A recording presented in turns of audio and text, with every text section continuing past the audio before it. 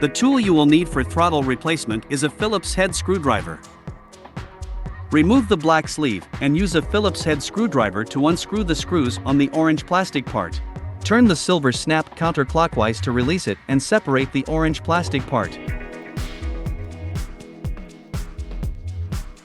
Turn the throttle to adjust the throttle cable position and remove the cable. Put the orange plastic part back on, and use a Phillips head screwdriver to loosen the screws underneath the throttle to remove the damaged throttle.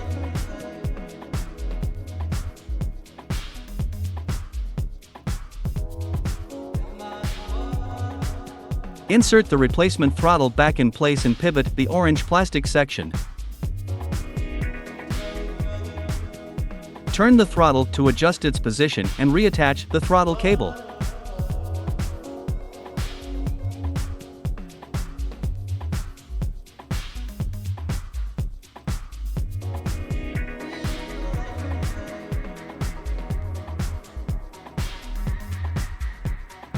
Put back the orange plastic part, tighten the silver snap clockwise, place the black sleeve, and screw it tightly.